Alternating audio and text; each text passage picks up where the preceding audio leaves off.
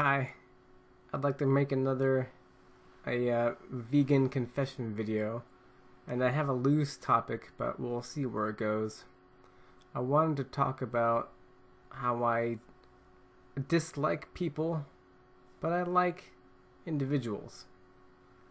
Say every person that I meet on the street, I tend to assume the best of. I greet them with a smile, and I think they're probably a good person that means to do good things in the world and has no deliberately bad intentions, and we could probably have a good conversation, with the right material. But when it comes to human behavior on a larger scale and just how the brain of our species works, when you start looking at patterns of behavior, that's when it starts being not so favorite for me. Some of our downfalls really come from our psychiatry. From what I've observed, I'm not a scientist, but I can tell you that one of our biggest weaknesses as a species is spatial awareness. It's a very specific one, but take driving, for example, or take walking. People are always in the way. They never look where they're going. They'll back up without looking. They'll take a turn without looking. They'll take up the entire sidewalk. They'll park strangely and not notice or not care. People act as if they are the only person in the universe when it comes to spatial awareness. And I think that's not the case for everyone. Some people kind of have a gift for, keeping that at the front of their consciousness, but most don't. I mean, just go to any mall, and it's a horrendous experience. So that's one. It's an example, but there are plenty of others that, when you look at that pattern of behavior across many people and not just one person, it really starts to make you wonder, like, couldn't we be improved as a species? A lot. One of them is how we form beliefs. There's a lot of room for growth there. For instance, the thought that we're such social creatures that when we see a lot of some people doing something, it becomes normalized, and we don't think it's too unusual. In fact, if we habitually see a large group of people doing something, we assume that's what people should do, and then you probably pick up that habit as well. Take eating meat and eggs and dairy, for instance. You're taught from birth that these things are fine to eat, that there's no harm coming from it, and that in fact you need them to survive. Beside the fact that they tend to taste pretty good. So all across the world, or across most of the world, people learn from an early age that because everyone eats these things, and because everyone's doing it, that of course must be true that we need them, and that there's no other answer to it. And I know you can't really blame a child for not having the skepticism to pause and really break down that assumption, because they're a child. They grow up believing what their parents tell them, hopefully, some of the time. But once you get older, it's difficult to find those lapses of logic in your own critical thinking. Things that you just grew up with for so long and that are reinforced by many peers, you just never think about. For instance, we'll take the vegan example. Even if you were to suddenly one day, for some magical reason, stop and look at your plate and think, wow, this was actually a cow. This was not always a burger. I know it looked like a burger when I bought it, but it didn't look like a burger before that. It didn't look like a burger in the slaughterhouse. Like, what was the story there? There was a living creature that had thoughts and feelings and emotions and pain, and through some horrific process, it became, well, first it was kept alive probably for a fair amount of time for different reasons. Maybe it was kept for milk, maybe it was kept to get weak for veal, maybe it was kept to impregnate other things, maybe it was just killed for food, maybe it was fattened up. But somewhere along the line there was some suffering, and then the killing, of course, isn't very nice, and I'm sure the animals don't enjoy that, and they don't want it. But then what you actually see when you go to the store and you buy the product is something that is so far removed from what it actually came from that the cultural weight that's upon you, the normalization, removes that thought of where it came from. The potential for you to ever stop and think, oh wow, this isn't pork, this is pig flesh, or this isn't beef, this is cow flesh, and such and such. I'm buying like crushed lamb for dinner.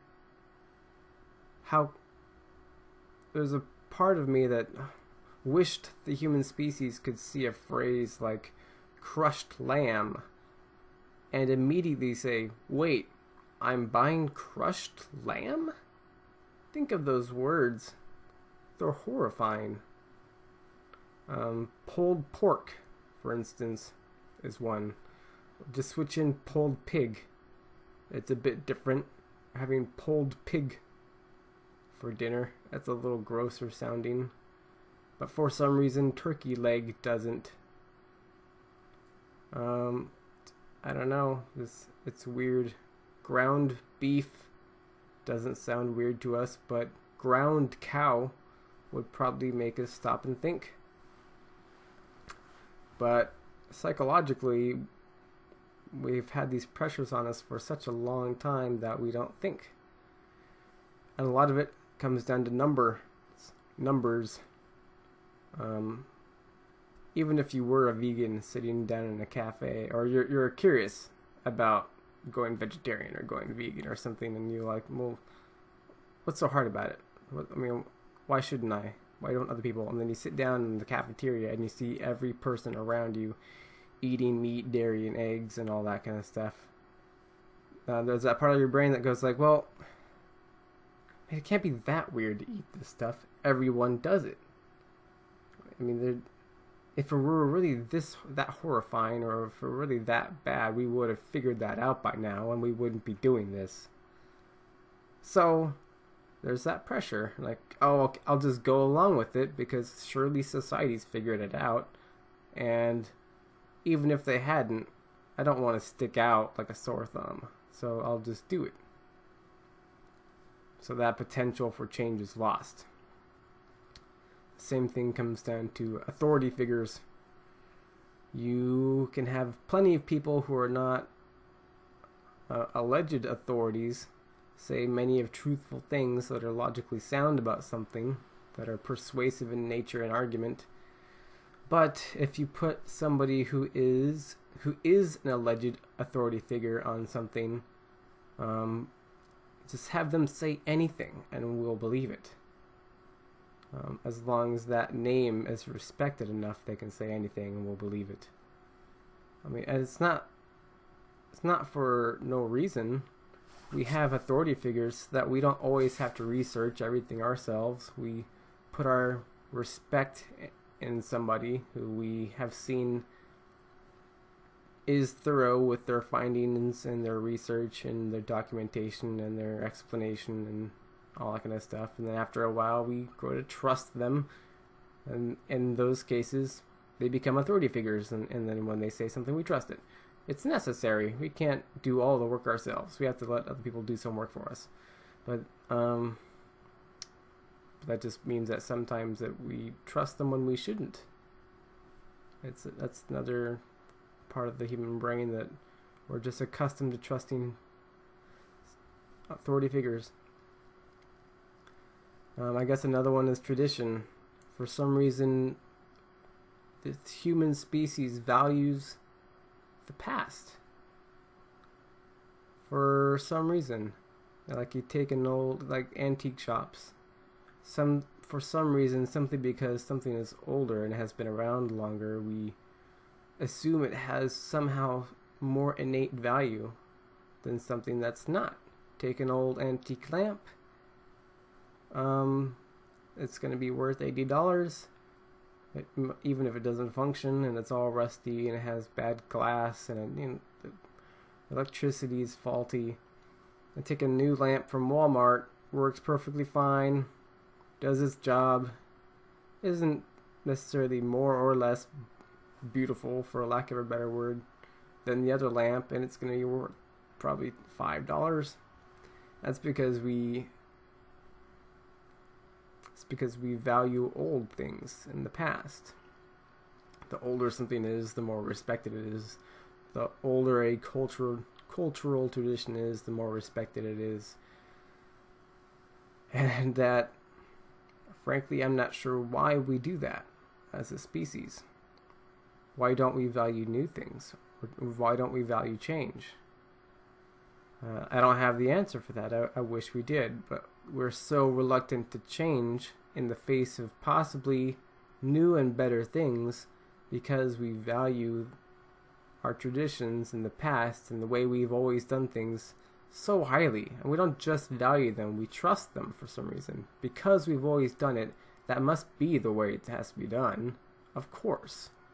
We've always eaten meat. That's because we have to eat meat. To use a cruder example, we've always had the man be the head of the family. That's just the way the world is.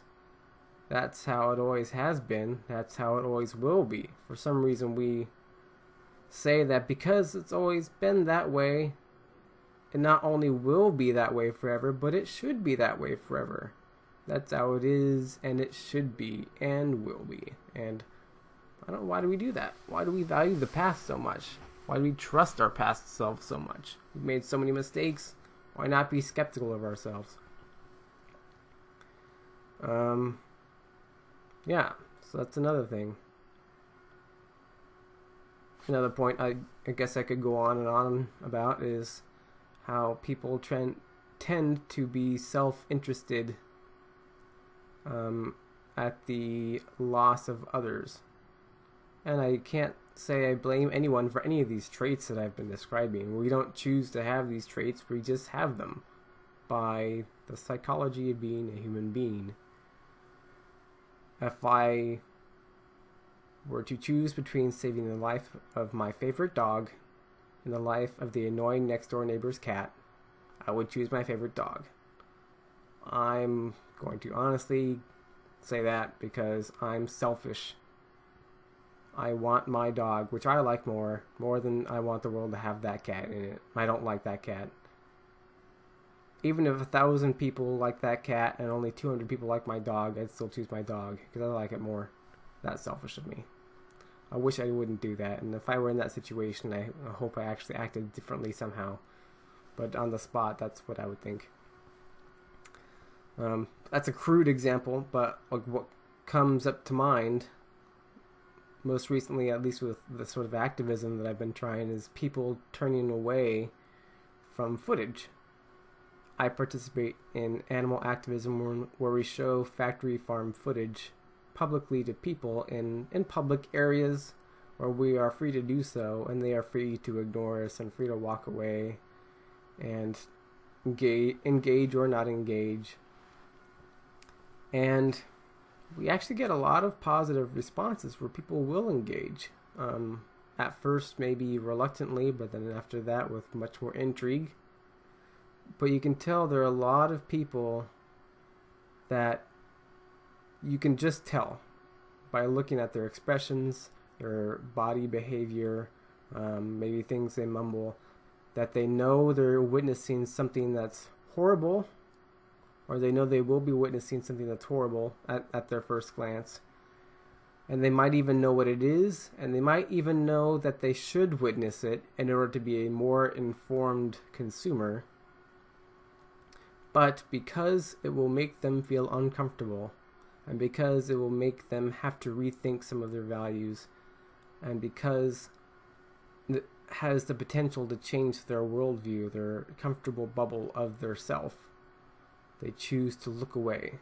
They choose ignorance. They choose blissful ignorance over inconvenient truth. And while I could understand that, I could understand why someone would choose blissful ignorance over inconvenient truth. For example, we'll use The Matrix, the movie, for example. I could understand why someone like Cypher would choose to remain in the Matrix in a happier life than they would outside the Matrix in a more depressing life. Because to him, happiness is more valuable than truth. And I can definitely understand why somebody would follow that line of thinking. But this is a different case. Because you're not just choosing your own personal happiness and personal ignorance over the truth. You're choosing the happiness of yourself versus the happiness of billions of animals that are suffering on factory farms. So when you turn away from the footage in this selfish, indulgent, blissful ignorance that you seem to be deliberately choosing, you're not just doing so to save your own emotional stability. You're also kind of deliberately condemning all of those animals to further suffering because you want to be comfortable. So that comes back to my point of selfishness. People are innately inclined to be selfish. And they have a reason to be. They are the only person that exists in their own head. They are the only person that will 100% of the time act in their own favor. Because everyone else has their own lives to also worry about. You are the only person that always has your life to worry about. But I wish that were not the case. I wish our brains didn't think that way. So yeah, a lot of my points seem to come down to behavior reacting to numbers. I lost sort of some of what I was recording, but I'll kind of rehash what I was going on about. You can see this all the time in everyday life. If one guy is walking through a crowd and he sees a demonstration, he makes a rude, loud joke about it. He's making that joke because he knows he has a very large number of people behind him that will laugh about it. It's an appeal to numbers. And he probably assumes that most of them will find it funny and support him. He outnumbers the demonstrators. But remove a lot of those people in the crowd. Maybe it's only one or two people standing around, and he's a lot less likely to make a loud, rude joke because he doesn't have the strength of numbers anymore. In fact, when he makes those jokes, he might actually think they're not just funny, but that his remarks are actually true. When he makes the joke with 1,000 people, he might be more inclined to think, haha, people are laughing. A lot of people are laughing, therefore it must be true. But if you have only a couple people around, and one person laughs, but one person doesn't, suddenly he doesn't have the strength of numbers on his side. He might pause, he might think, well, maybe it wasn't the best thought, maybe I need to think through it again. Maybe I won't even make a joke because now I'm nervous and I'm outnumbered. It again comes back to the numbers. Get a teenager alone, you can talk to him one-on-one in person, he's perfectly fine. But the second his group of friends come along, they act like monkeys because now they have numbers on their side. They can be confident, they can be rude, and they know that nobody will confront them about it because they outnumber them. Numbers is just everything. This mob mentality, I wish we did not have mob mentality. I mean, the examples go on and on and on. If you tell somebody a logical argument which is perfectly logically sound a single time, and they might not accept it for whatever reason, but then if they hear that same argument 30 more times from different people, they might then accept it. Now, if we were actually like Vulcans and could understand how logic works, when we heard the good argument the first time, we would immediately be compelled to believe it if it is logically sound. But for some reason, the human species has this problem where sometimes you just need to hear something a bajillion times before suddenly you start to actually consider it. Or in a different case, maybe you'll say something that to your parents or a friend, which to you makes absolutely perfect sense, but they just reject it right out hand. But then they hear the exact same thing from someone else, their friend, a stranger, an authority figure, and now suddenly, because they heard it from somebody different, even though it's the exact same content, now they'll start to believe it, or now they'll be interested. It's I guess to summarize all of my complaints is that I wish humans were Vulcans. I wish we were all perfectly logically sound about everything we did, and it's not the case, is it? But of course the world wouldn't be as interesting, I guess, either. So, but it doesn't stop there.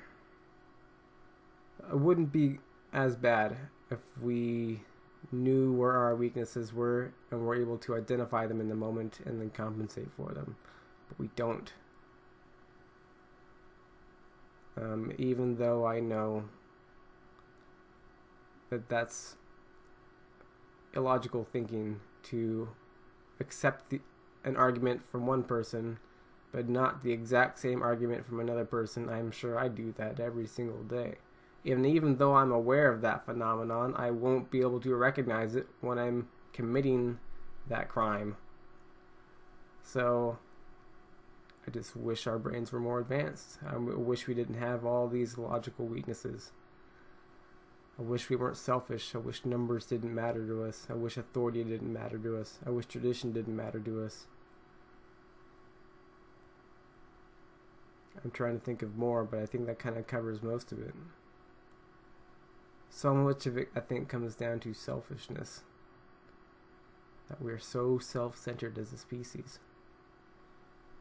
Why are we so insistent on having our own children and not adopting? It's because we want our own genes. We want someone that looks like us, that acts like us,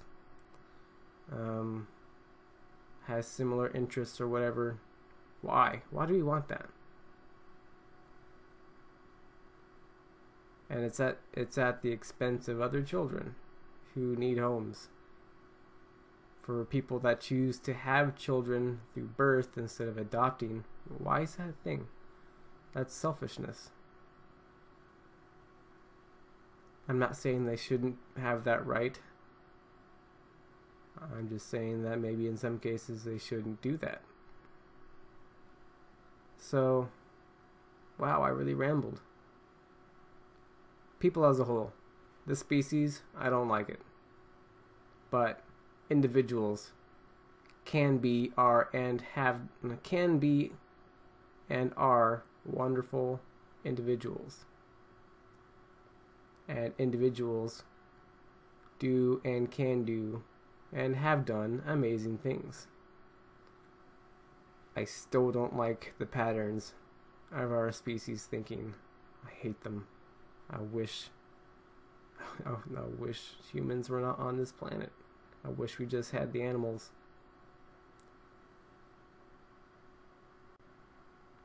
I guess that's it.